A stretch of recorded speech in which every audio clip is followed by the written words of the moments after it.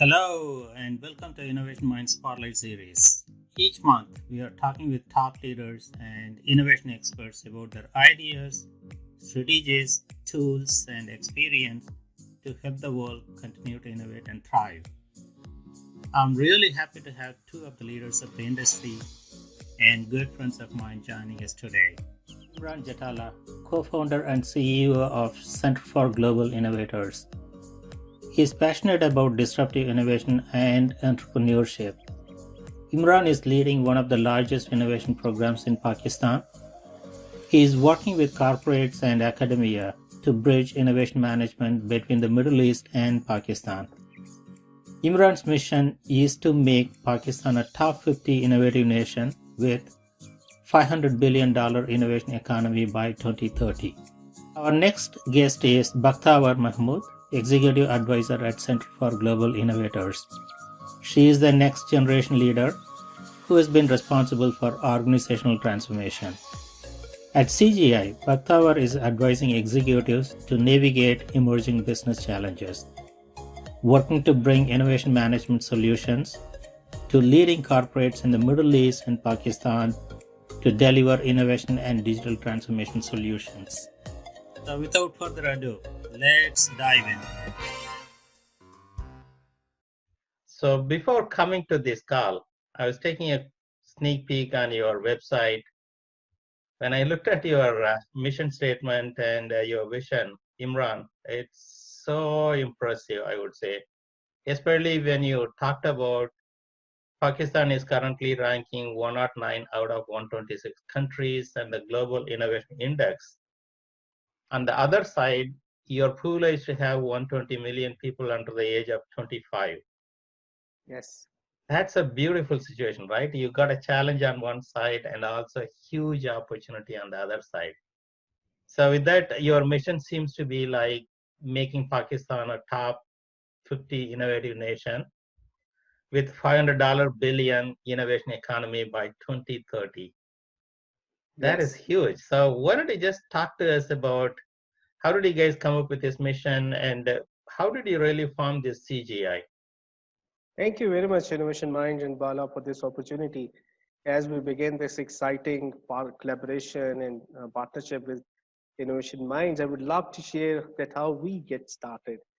I was doing MBA with the Harvard International Business School in 2015, and one of my professors, Dr. Mark Esposito, taught us EDI, Entrepreneur-Driven Innovation Ecosystem.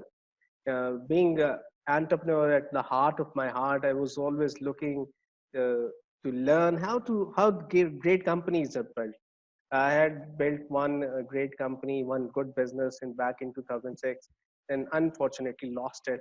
So since then, I've been looking to learn how great companies are built. So while I was doing MBA at Hull, Dr. Mark Esposito introduced us to this framework, and I realized that's just amazing.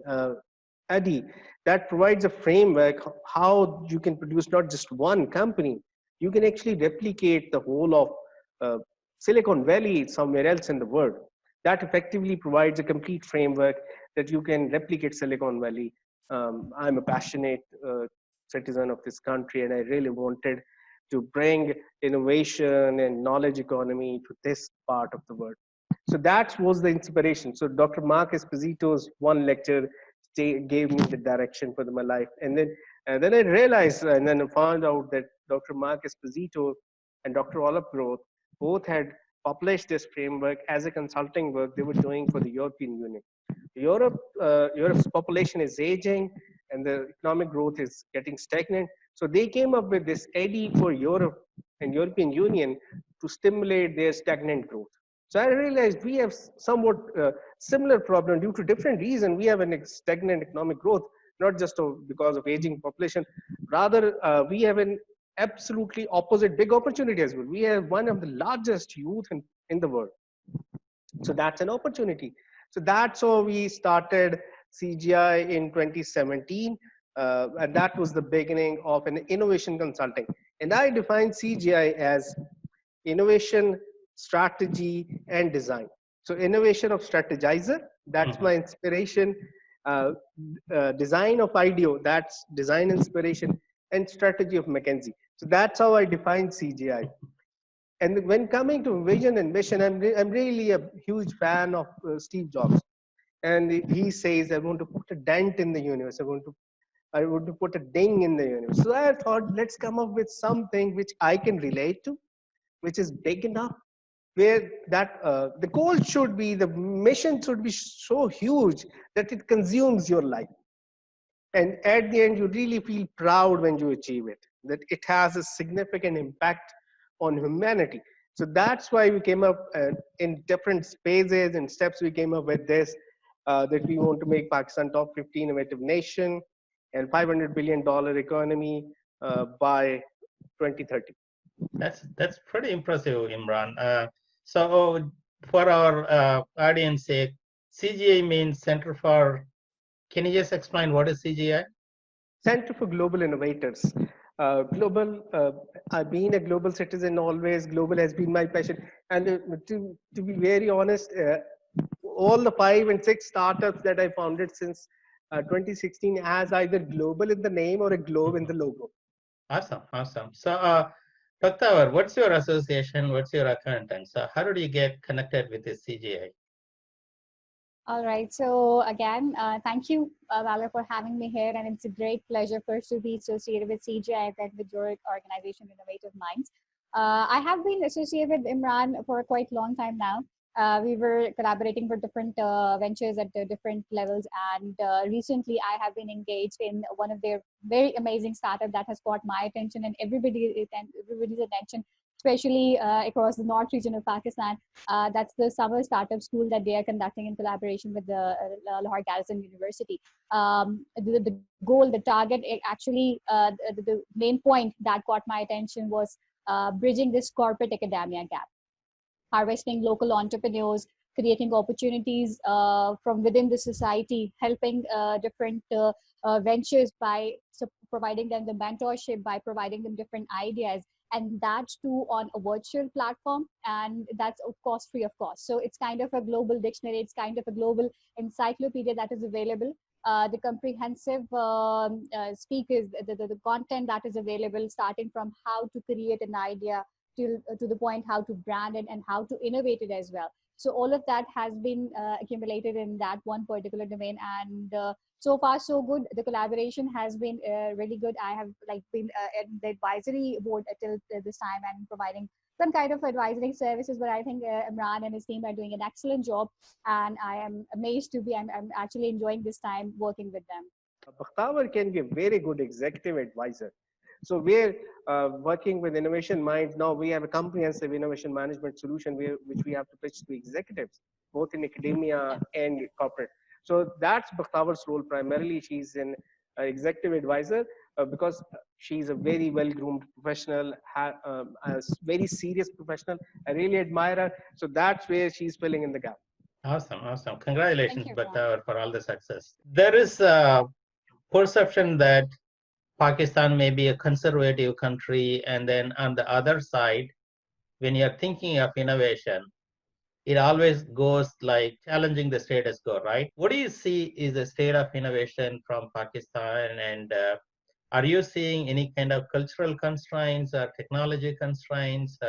Yeah, yes, why not? This is a great question, Bala. The Afghan War, the Russian invasion of Afghanistan, and then the 9/11 had a huge impact on Pakistan because Pakistan, throughout from 80s to 2010s, for almost 3 decades, was right next to an active war zone. So that hampered the economic growth of the country. We were right next to a war zone, so a lot of countries were imposing restrictions, limitations in opening up businesses and business channels with Pakistan. So that hampered the economic growth. Since 2010s, there was another level of challenge. The domestic security really deteriorated. And since 2015, 2016 to onwards, and last, I would say 3 to 4 years, it has dramatically changed. Even the world cannot believe how Pakistani security, internal security, has improved in last 3 to 4 years. The crime rate, the domestic challenges, all has been curbed thanks to all the stakeholders of the state that they came together, they put up a plan and they curbed. Now is the time for Pakistan to take off. Before Corona, Pakistan was very well positioned to take off economically, although then Corona came and then it really hampered the growth again once. But post Corona, I see Pakistan is positioned, rightly positioned with all the macro indicators to economically for an uplift. The reason is we have more than 100 million youth. We have $250 billion domestic spending, consumer spending. So, and we are like 1.5 million students every year, graduating every year. So we have educated workforce, we have youth bulge. We're one of the largest youth population in the world, and very fairly young population, under 30. Most of them are under 30. They're very productive age, at the very productive age, and plus we have $250 billion consumer spending. So I really believe that Pakistan is going to have at least 5 unicorns in next 5 years, just based on. So that opens up a huge market for innovation as well. Luckily for us, for CGI, the business has been going up since we hit COVID. I'm lucky, or Blessing in whatever disguise. it is. So that in every digital transformation business and innovation business is picking up. Somehow digital transformation got really accelerated, and that has been the case for us as well.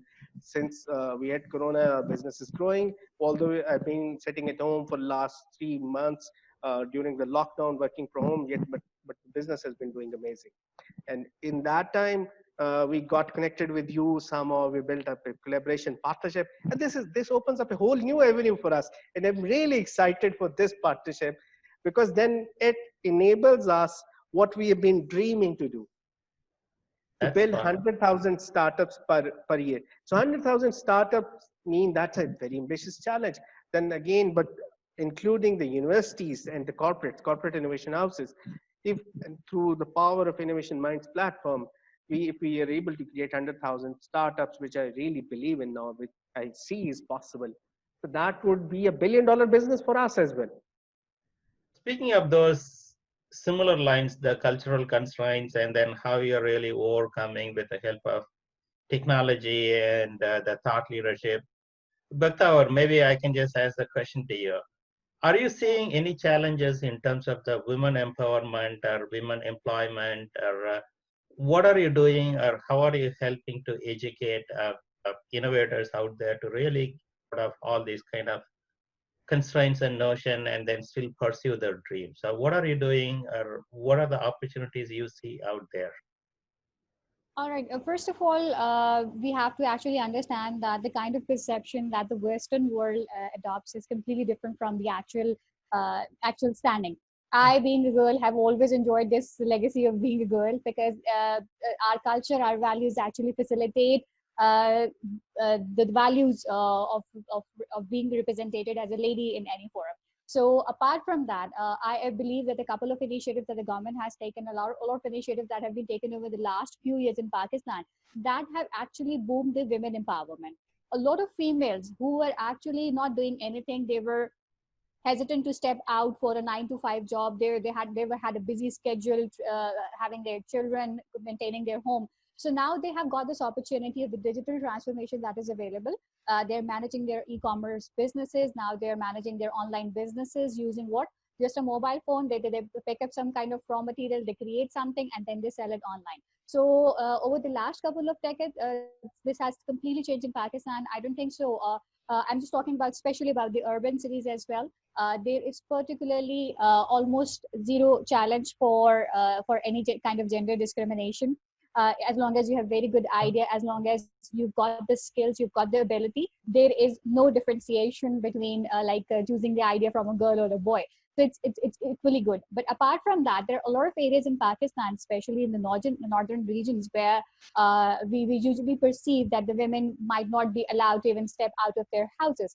They're maintaining their small scale and cottage businesses. So all the ladies, especially in this part of the world and especially in Pakistan, they're all very hardworking. So they have the ability to maintain their house and run a side-by-side business to support their family. So I would say that women empowerment in Pakistan has been quite well understood, and people considering that apart from giving them the equal opportunities, it is equally important to give them the extra opportunities. So there are very well reserved quotas for females for any kind of representation. I'm very actually glad to, I was actually very like mesmerized to actually know that any organization, it is based in one of the SECP regulation, that's the Securities Exchange Center for Pakistan, that any organization needs to have at least one representation of the board members out of three. One should be at least a female. Otherwise, you cannot register your good company. You cannot go public. You cannot be a very good company until unless you have one female representation in your board of directors. So these are the things that the government is taking. And a lot of similar initiatives have been taken at the corporate levels as well. So I will say that there are very few challenges because the overall dilemma of improving empowerment, because we are 51% of I would say, because we are 51%, so we are not the missing 51%. A lot of us are striving very hard to create our mark, and we are being provided equal opportunities. And most of the I would say that when I was working for my internet-based channel, so my CEO also advised me that while he was hiring me, he always said that choose the girls for the most creative job, because they're extremely creative. They do not work for just earning. They work for their passion, because they do not have the need to earn the money for or to raise their family, to earn money for very important, for earning their bread and butter. But they're doing it for the sake of passion, and that's the reason that they're more creative. They have been performing outstandingly. So my take on this will be that opportunities are there, but we have very less ratio of female representation who are themselves not willing to take in their steps. That's a sad point at the moment. Awesome. That's great. So thank you for demystifying it. So I think this is great context. Yeah. So with that, Imran, I know that you're having huge presence on Middle East as well, right? Are you seeing the similar trends or similar kind of ecosystem out there, or maybe it's a little different challenge or little different opportunity? How do you compare and contrast the opportunities ecosystem of Pakistan with overall Middle East market out there? So I would say Dubai has a huge advantage. Dubai is a very mature startup ecosystem now. They've produced two unicorns. One is Noon and another is Cream. That is a ride-hailing service similar to Uber. They're based out of Dubai. So we already have two unicorns over there, and they're raising over $1 billion in investment. So there are sizable startups. I see good innovation opportunities in Dubai, definitely UAE in general. And then Saudi is an amazing market because they came up with this new plan of 2030, Vision 2030, where they want to move from oil to a post-oil economy, and they're investing heavily in innovation as well, and building a knowledge economy. So there are amazing opportunities in Saudi as well. Next, moving on to Qatar. Qatar too is a very rich country. They are already investing a lot in startup ecosystem. Last November, I visited Qatar, and they're putting up some of big projects. Like one of their technology park was worth over $1 billion. They built a technology park, huge infrastructure worth over $1 billion. So then Bahrain and Kuwait, they're smaller markets, but they're significant because they too are investing in innovation business. So overall, I see amazing opportunities. A lot of Pakistani experts are working in the Middle East. That's one good connection. And as we were discussing that we want to start building up case studies in Pakistan with the global companies like Pepsi, Coke, and other bigger brands, and in different verticals, in banking, in oil and gas. Pakistani oil and gas is mostly a state-run business, but that's a multi-billion-dollar business. So if we build good case studies in Pakistan with oil and gas, retail, banking, and FMCG, then they are definitely, we can take these case studies to Middle East, and through Pakistani diaspora, we can open up many doors faster than it would take us to open up in Pakistan. Okay. Now I can see how you're connecting the dots there. And that's a huge opportunity, especially when it comes to oil and exploration, right? Beautiful. Yeah, good. So let's actually switch the gear in terms of enterprise innovation or corporate innovation. Innovation Minds is having huge presence within US, and also slowly we are expanding. When we talk to corporate leaders in terms of innovation, whether it's instituting it or fortifying it or accelerating any of the existing programs, they usually cite two or three usual suspects are kind of constraints why they are not able to move fast or why they are not able to get to the true north that they are aspiring to. I can say that maybe my corporate culture is not supporting us because we are not aligning all our innovation efforts towards solving the organizational goals. That could be one. Or they may say that we don't have the scalable platform or processes or framework. That's where Innovation Minds is going to help. So that is another reason or rationale that we are hearing in terms of the constraint. So I can just go on and on with these kind of challenges, but now they also started talking about two or three things. With the COVID situation, most of the employees are working remote. With this kind of context, I want them to be really focusing on our core product, core business, and ensure that our ship is floating and also cruising, and then we are able to keep up our business running rather than focusing on innovation at this time. And also they talk about, hey, in these kind of difficult times, budget is going to be really precious. So I want to put all my money towards my core program. So I will not be able to set aside any money towards this innovation or going outside in terms of embracing the disruption and all those things. So having said that, these kind of challenges are prevalent in Pakistan as well, or you're seeing any other different challenges that corporate innovation leaders are trying to solve out there? What is the situation out there with this COVID on the backdrop? So I would say before COVID, I had first meeting with OGDCL. OGDCL is a state-run oil and gas development company of Pakistan, and they have a revenue of over $1 billion. So I had first meeting with them last year, and they wanted to do something innovation, but they were not clear what to do. And then eventually they said, set us up a corporate innovation center for oil and gas. But that time we were not ready. We didn't add a platform, something like Innovation Minds. And now I feel like now is the time where we can pitch them a comprehensive solution based on a digital platform. Yes, there was a reluctance in adoption of digital technologies last year. People wanted more of physical solutions. But uh, fortunately, the side effect or what the positive impact of COVID is, now everybody is convinced on digitalization because every single company on earth is working using some digital tools or working from home. No company on earth is either they're gone or if they're still alive, they're alive due to digital tools. So that is a positive thing for us. That digitalization is the new normal, and we don't really need to oversell it. People already are buying digital solutions. So this is the perfect time. Pakistani market, I believe, is ready. There are huge companies who want in food, in oil and gas, in banking. They were exploring to do something in innovation. Frankly, we didn't have a solution as powerful as Innovation Minds or other big companies are. The other big companies charge too much amount, so it's very difficult to run a pilot. With Innovation Minds, I believe we can do pilots, and these pilots will then convince the bosses and the boardrooms to invest full-fledged into a corporate innovation center. Awesome, awesome. So maybe Bakhtawar, you can also chime in here.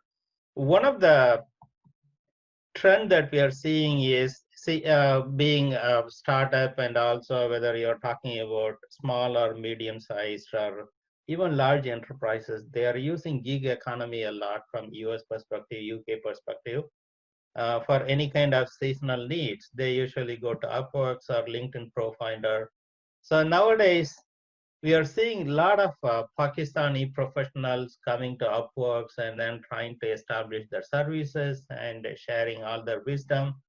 So looks like there is so much kind of energy out there and innovation and the professionals. So are you specifically focusing on how do you providing the platform for those gig workers become the entrepreneurs? At some point, they are going to be forming their own empire. What is your kind of approach towards really channeling all those energy towards your mission of creating that 2030 $500 billion innovation economy? So, as Imran mentioned, that we have got a huge youth-based population, and that's almost more than like 83% of the overall population. That's a huge percentage.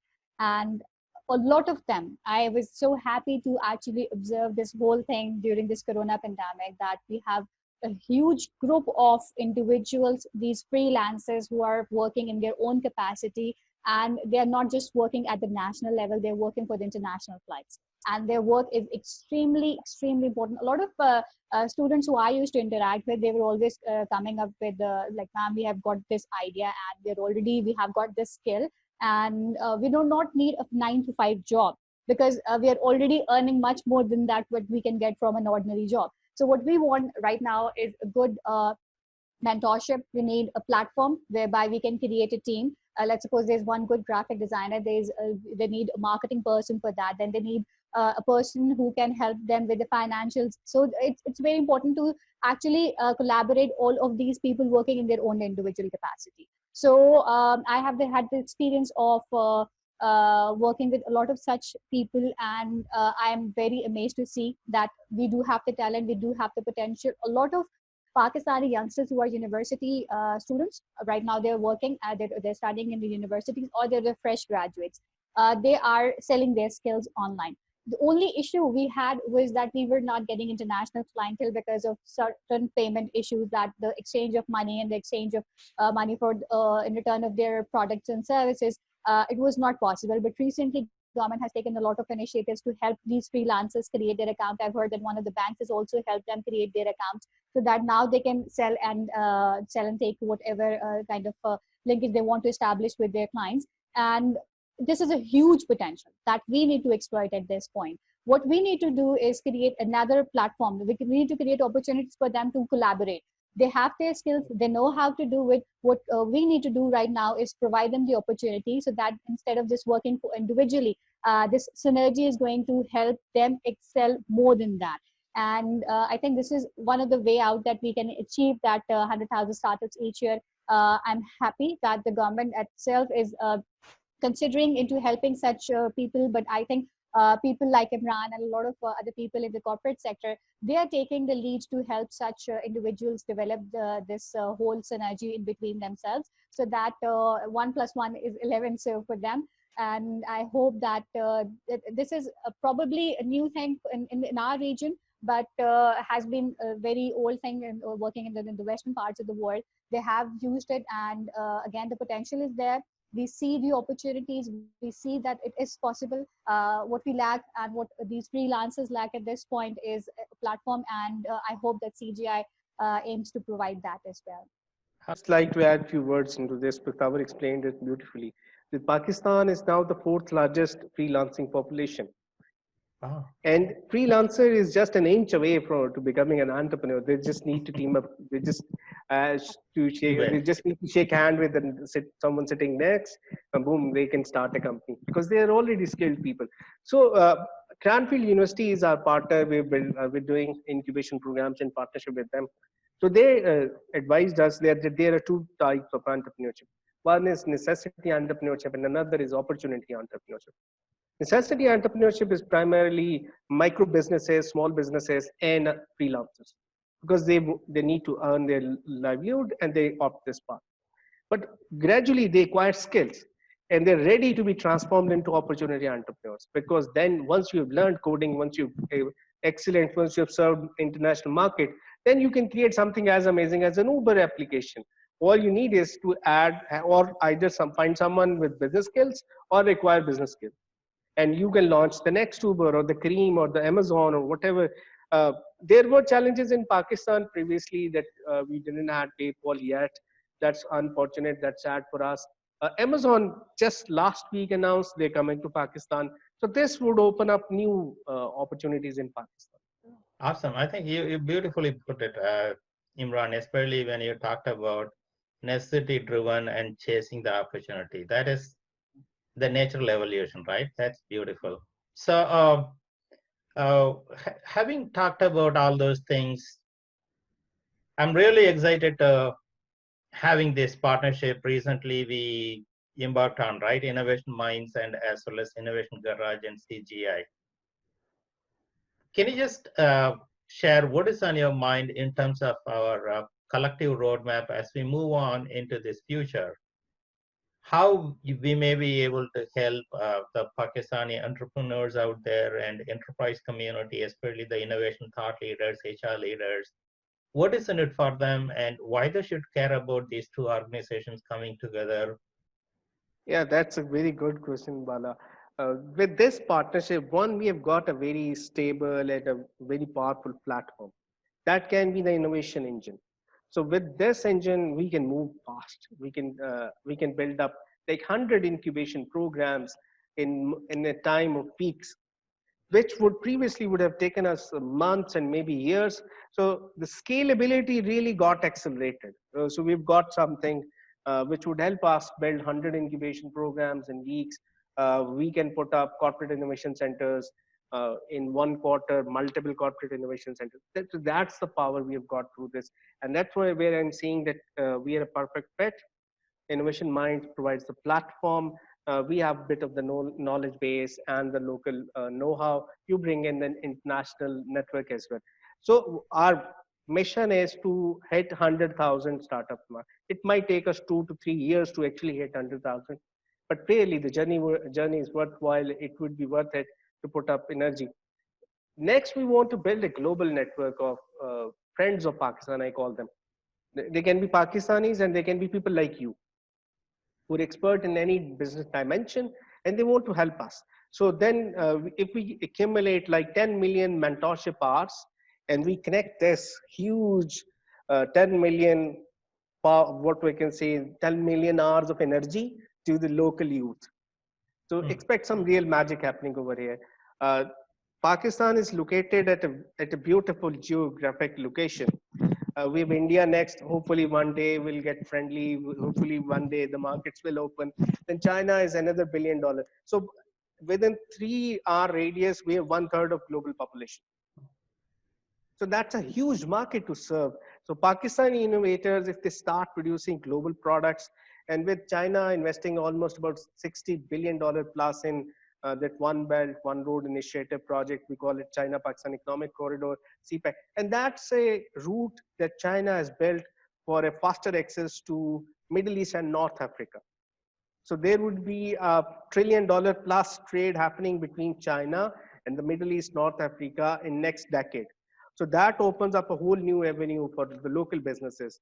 I see a lot of factories, a lot of production moving from China to this CPAC routes, serving Middle East and North Africa. And then Europe is also connected, and that's a shorter route. You talked about how you're helping the enterprise clients out there, and then freelancers or individual entrepreneurs out there, how they may be able to leverage your platform to really succeed on their innovation mission. Are you having any kind of partnership with educational institutions like universities, or what is your kind of acquaintance with all the energy and the talent out there in your universities? Yes, Bala, education is our main backbone. That's our prime strength. Uh, I I built Hult Prize Pakistan chapter. Hult Prize is $1 million social entrepreneurship challenge. That's the largest engine for social good in the world. They're present in over 125 countries. They have they have a network of over 100,000 mentors globally. So, and I built the Pakistan chapter of Hult Prize. Through that, I scaled Hult Prize to more than 70 universities. So I have a good repo and connections and a network in over 70 plus universities across Pakistan. There are 200 universities. And earlier this year, I started working with a university based out of Lahore Garrison University. So that provides me a direct access, that provides us a direct access to the universities. And you will see in this Global Innovation Ecosystem Summit that a lot of universities will be participating. Where we can go and check out your programs, and maybe if I'm a corporate leader or I'm an entrepreneur or actually I'm a student from university, should I go to your website, or are there any other programs that you're offering? Do you have the facility? Can you just talk about when and how the folks may be able to reach out to you for help? The primary landing page would be our website. That's consult CGI, consult CGI, from day one, we really wanted to be a global consulting company. So we say consult CGI, like everyone should be consulting us. ConsultCGI.com. And the Consult CGI, same is our handle for LinkedIn, Twitter, and Facebook. That's the same handle. Facebook.com, consult CGI. Twitter.com/consult CGI. LinkedIn.com/consult CGI. So that's our same handle for all the social media pages as well.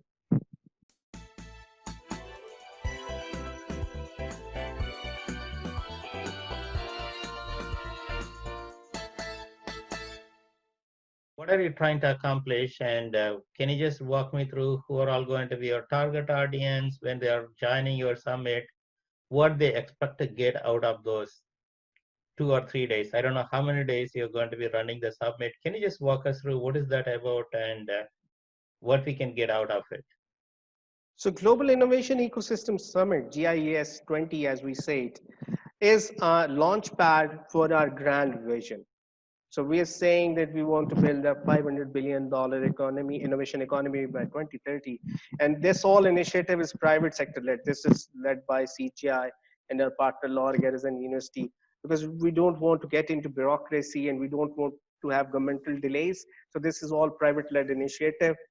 And this innovation summit is the launch pad for our vision, where we want to showcase to the academia and the industry, look, hey, this is what we're doing, this is the strengths we have got, join us and let's change Pakistan, let's change people's lives, and let's build an innovation economy together where it's a win-win for everyone. It's a 5-day summit. We're starting on day one, 24th, boom, with a global innovation workshop with Empowered by Innovation Minds, and we will be bringing top executives and academic leaders to experience firsthand the Innovation Minds platform, so that they can have a feel that how powerful this platform is and how easy it is to build an incubation center or an corporate innovation center powered by Innovation Minds. Oh, awesome. So I'm really, really looking forward to it. So I think actually this is pretty insightful, and I'm actually walking away with much more clarity about the ecosystem out there and the energy and the opportunity. So it is going to be a kind of eye-opening experience for our audience here as well. So thank you for your time, Imran and Bakhtawar, and we wish you all the best with your endeavors, and just go get it done. So whatever the mission that you're talking about, 2030, with all the great things that going on, it is definitely doable, and all the best for your success. Thank you for your time. Thank you very much. We loved it. Thank you very much for the opportunity, Bala.